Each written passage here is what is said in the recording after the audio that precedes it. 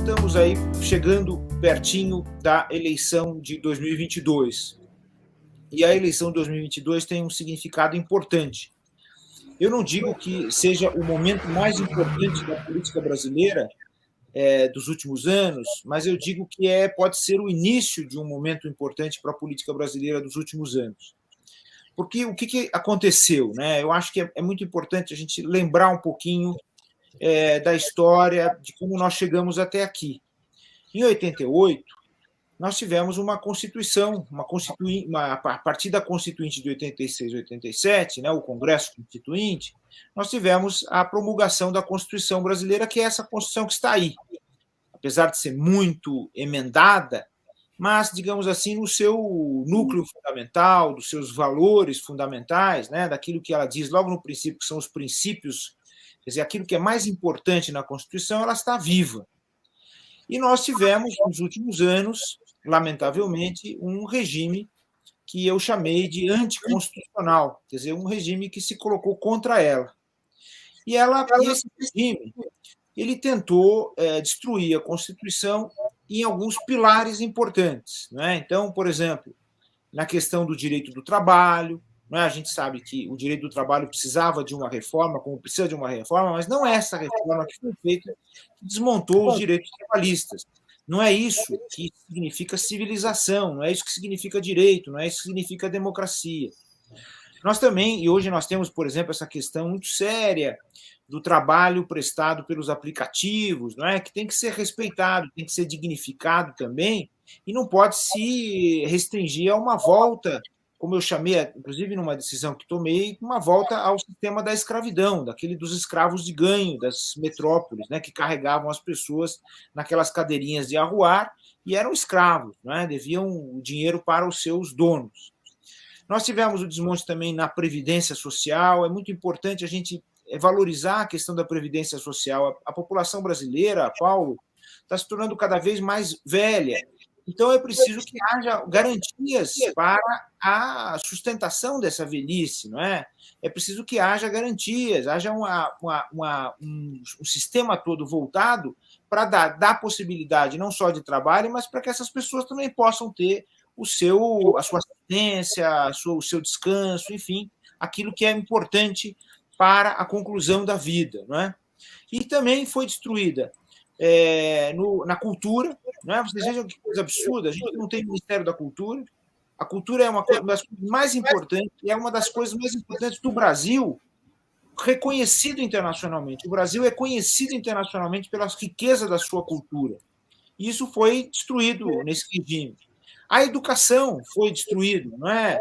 Isso é triste, porque a gente vinha aí construindo com muito esforço um sistema mais democrático educacional, o Enem, as instituições, as universidades públicas, né? A gente tem, por exemplo, lá nos Estados Unidos, no final do século XIX, logo que houve o fim da escravidão, muitas universidades públicas foram criadas e muito do acesso que a população afrodescendente teve se deveu a isso. E a gente teve um pouco a tentativa de desmontar esse sistema, desmontar o ensino fundamental, o ensino médio comercializado, lamentavelmente, não é? Quer dizer, isso tudo aconteceu.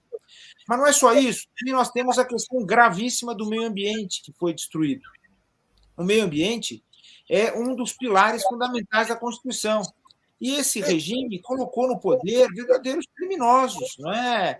Deixando livre a exploração e o avanço sobre áreas protegidas, áreas indígenas, que fazem parte embora haja uma propaganda enganosa dessas fake news, as áreas indígenas são uma parte pequeníssima do território brasileiro, que é devida a essas pessoas que são os antigos donos do território brasileiro. Né?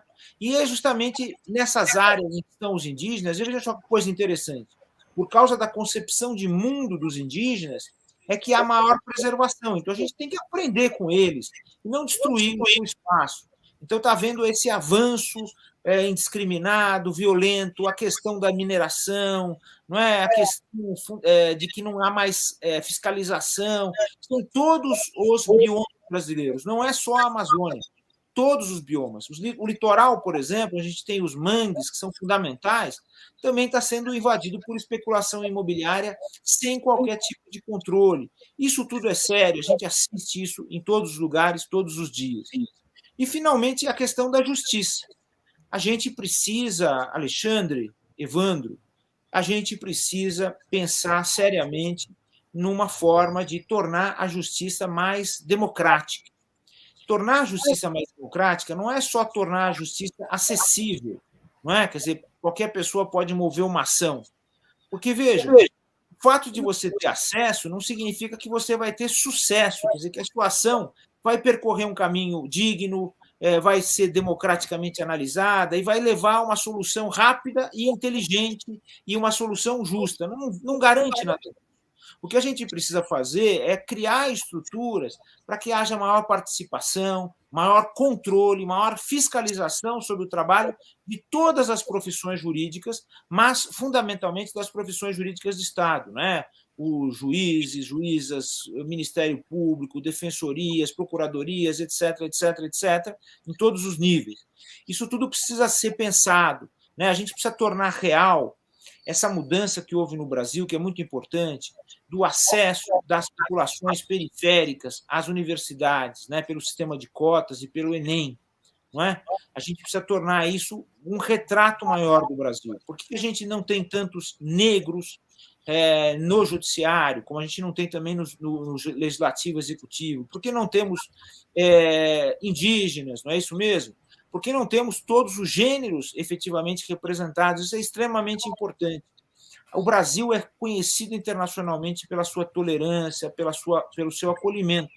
O que aconteceu conosco que a nossa cultura sofreu essa reviravolta, essa invasão desses bárbaros malucos, não é? Ofendendo todo mundo? Mais sério do que isso, Alexandre, Evandro, Paulo, é o fato de esse governo ter permitido o armamento de uma grande parte da população. O número de armas que estão em circulação no Brasil é superior ao efetivo das Forças Armadas. Isso é muito sério. Essas armas estão em mãos privadas.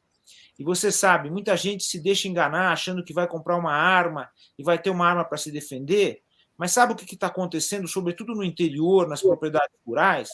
Quadrilhas vêm assaltando as fazendas, as casas, os lugares em que as pessoas têm armas e estão levando as armas. Ou seja, essas armas estão indo para municiar o quê? As milícias.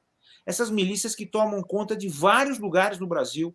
O Nordeste brasileiro, tão bonito, tem várias cidades que têm índices de violência altíssimos. São os índices maiores no mundo nessas cidades. O Rio de Janeiro, igualmente. Né? Você veja que o Rio de Janeiro está numa situação que é de chorar, certeza absoluta. Né? Vejam só o que aconteceu. Vários governadores, ex-governadores foram presos, processados. A situação é caótica. E o Rio de Janeiro, claro, a gente gosta, é bonito, natureza, etc., mas a gente não pode esquecer que o Rio de Janeiro foi a única capital, não é, de um império europeu nas Américas. Não é? E isso tudo se destruiu. Aquilo tudo se tornou o quê? Se tornou esse caos que a gente vê ali, não é? E é retratado nos filmes, nas críticas. Só que a gente precisa encontrar uma solução juntos. Então, nessa eleição, é importante retomar esse caminho, decidir de forma inteligente.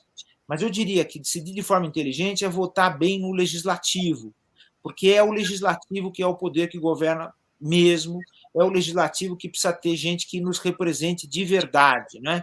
Então a gente precisa pensar nisso. Eu acho que até sugeriria, Paulo, você fazer uma campanha junto com o Evandro e todos aí, no sentido de conscientizar as pessoas. Saiba quem são deputados, deputadas, senadores, senadoras, para votar bem. E depois de votar, guarde o nome dessa pessoa para você controlar, para você se comunicar com ela. Isso é muito, muito importante. Você precisa ter uma representatividade melhor do povo brasileiro dentro do legislativo. Né? Esse controle é fundamental. E vamos vencer esse obstáculo horroroso que está aí e vamos continuar a construir a democracia. Né? Então, Estado democrático de direito, como está na Constituição, democracia sempre, e nós que somos do direito, nós que somos do jornalismo, né, Paulo, nós temos um dever fundamental com relação a isso. Sempre nós estivemos do lado da democracia, lutamos para o fim da ditadura, e agora a gente tem que estar não só do lado, mas a gente tem que também abrir os braços para que mais gente venha fortalecer esse processo. A participação, que é fundamental, ela é a grande promessa que ainda não foi cumprida da Constituição de 88. Então, se a gente vai